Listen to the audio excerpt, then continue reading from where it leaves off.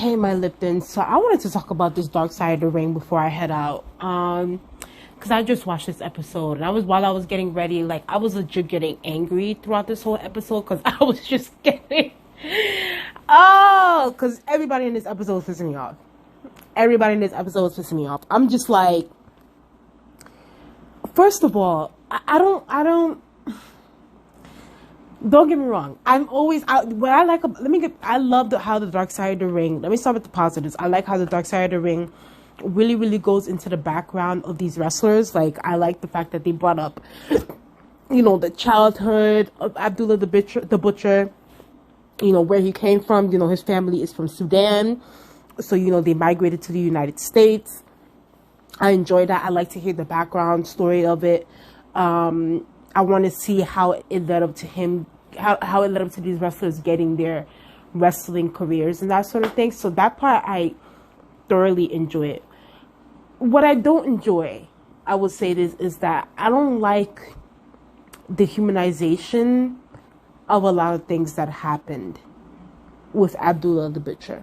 Okay? And I feel like it's been like that for a good amount of these wrestlers so far, their Dark Side of the Rings. There's definitely been some humanization parts, and while yes, people make mistakes, human beings aren't perfect and that sort of thing, but there's just certain things where it's like, there's no excuses. Like, this person needs to be like, in jail or something. And it's the same way how I felt about, the Dynamite Kid, or like how I felt about, just so many, like, even the Chris Benoit. Like, of course, for me personally, like, the Chris Benoit episode is one of the best pieces of content that the Dark Side of the Ring of Vice TV has produced. But, obviously, and I wasn't surprised when his son was, like, saying that, he thinks Chris Benoit belongs in the Hall of Fame, and blah, blah, blah, blah, blah, which is never going to happen. But, that sort of thing. But it's just, the humanization part of Abdullah the Butcher, it was kind of like, nah, I'm not falling for it. I'm not falling for it because I just think that there was just a lot of dirty things done that Abdullah the Butcher has had a hand in and that he has enabled. So, just to start it off, obviously, like I said, he's from Sudan. He dropped out of school when he was in the 2nd grade. He was selling candy, and then he was obviously inspired by the Sheik, and that's how he got into wrestling and that sort of thing. In the episode, they touched on how, like, he was, wrestling in Japan, and he was wrestling on all these different territories, obviously except for the WWE, because Vince McMahon knew that he couldn't keep Abdullah the Butcher in control, because Abdullah the Butcher is definitely a guy of blood. He wants violence. And, like, while, yes, there have been moments of blood and violence in WWE, but it's like there's also a limit to everything.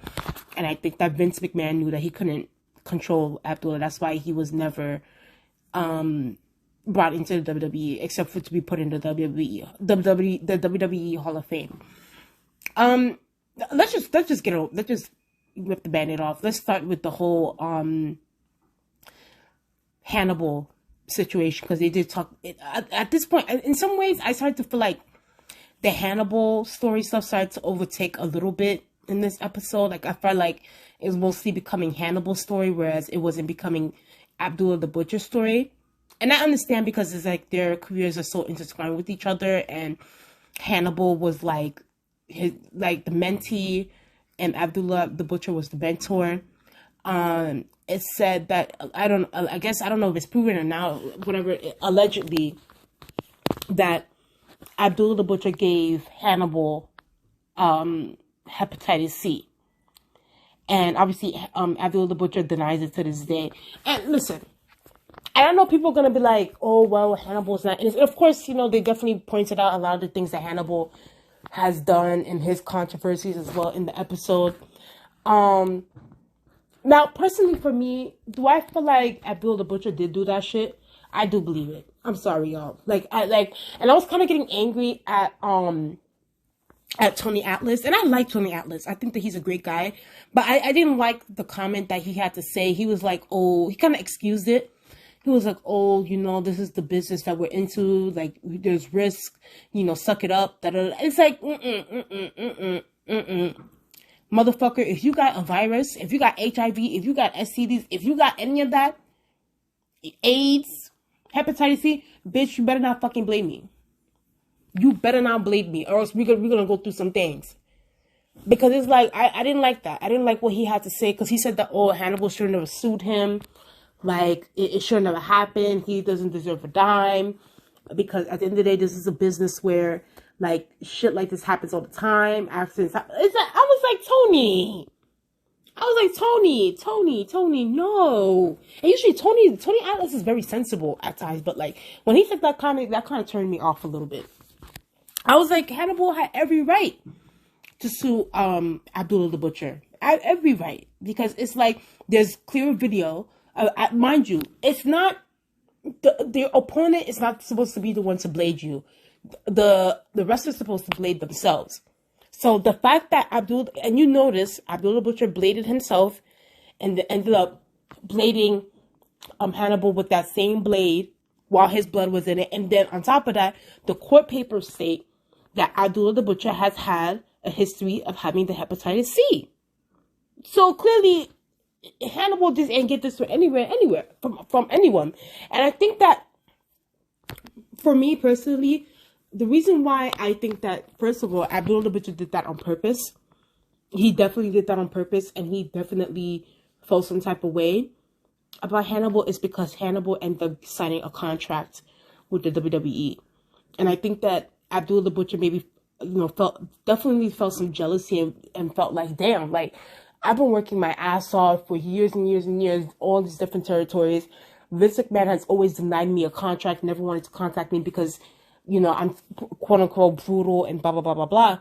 But yet, he's going to go pick up my mentee and give him a contract and give him all this money. Hell nah, bitch. I'm about to rescind that shit. So that's why I think that Abdullah Butcher felt some type of way. He was jealous. He was upset that, he was being fake and phony, saying that he was proud of Hannibal getting that WWE contract. When he saw the opportunity, he bladed Hannibal. And once Hannibal went to WWE, they tested him. They tested his blood. They saw that the hepatitis C virus was there.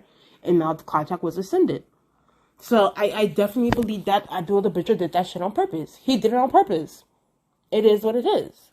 Like, so, yeah, like, they pointed that out. Another thing I wish they would have talked about, that I was surprised they didn't talk about, and I guess, it was sort of said in the Bruiser Brody episode, that Abdullah the Butcher low-key kind of had a hand in the whole murder thing with the Bruiser Brody situation. If you guys go back to the Bruiser Brody episode of Dark Side of the Ring, you will see that you'll see that Abdullah the Butcher knew about, like, the plot and everything like that, because he had a hand in the company, like, when it came to the profits and that sort of thing, and he saw that Bruiser Brody wanted more profit, and it was going to be a threat to him.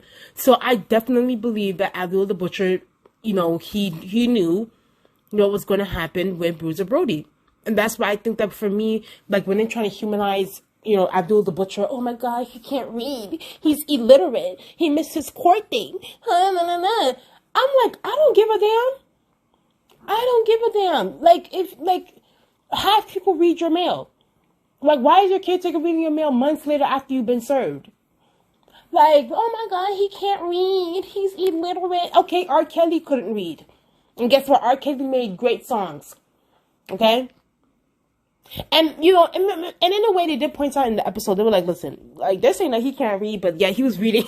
That had me cackling, though. It's like, he was reading restaurant menus and stuff like that. Like, he had his own business. It's like, how the hell you can't read, but yet you doing all this stuff? So I do think that there's definitely some little sketchy things going on there. But I do think that, like, I do think it's a situation where it's like, if he can probably read a sentence or two, but it's like, if we're talking about like a full-on paragraph, a full-on essay, a full page, it might be difficult for him to read that shit. I don't know. But no, they kept playing the whole illiterate card. And I was just like, okay, like, whose fault was that? Why his parents, like, and I get it, you know, he was trying to make money, and, you know, he wanted to help his mama, buy his mama a house, and help, and, you know, things like that happen, but it's like, you know, at the end of the day, it's like you need to have that secondary person that's willing to be there for you when you're, you know, when you're going through something like that. And unfortunately, Abdullah the Butcher didn't show up to no court dates, no nothing, and he lost the case. So now to this day, apparently, because Abdullah Butcher, because I do believe that he is broke. He is definitely broke. So I think that, you know, to this, I don't know, they just say that to this day, he still owes Hannibal like 2.4 million. He's still going through, you know, what he's going through and trying to find the money. And even the caretaker, the caretaker was like, oh my God, you picked me, bitch. Like, I was like, oh, you picked me, girl. She was like, oh my God, like, he can't afford his house and the electricity and it's like the repairs, like, he's so broke and blah, blah, blah. I'm like, well, sell the house and pay this man his money. And listen, don't get me wrong. I don't think that Hannibal is innocent at all, especially with that whole referee incident. Like, that's definitely, like, maybe Hannibal deserves his own Dark Side of the Ring episode, but it's like, if he owes him the money, he owes him the money. Like, it is what it is. Like, at the end of the day, Abdullah the Butcher, he was so good, and he was talking all that shit in that Bruiser Brody episode, talking about, oh, I had a hand in the company, I had a hand in the profits, blah, blah, blah. You so good at money, you so good in counting money. It's like, okay, pay this man his money back.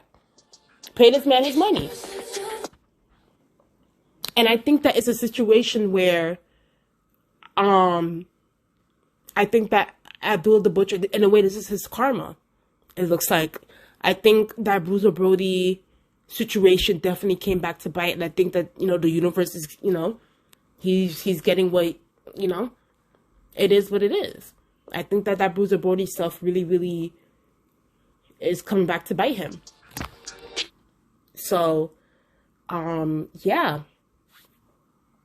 I that's just my thoughts on that. I felt like this episode was trying to humanize Abdullah the Butcher, but I think that he's a sketchy person. To me, personally, I don't think that he's all innocent or like, oh my God, like he, you know, he can't repairs and illiteracy and da-da-da. I'm like, okay, and what about it? There are a lot of people who are illiterate. So, but anyway, but that's just my thoughts. I had no sympathy for him. I'm sorry, y'all. But anyway, you know, please tell me what you guys think in the comment section below. Please like, comment, and subscribe. Tell me what you guys think of the episode. And I'll talk to y'all guys later.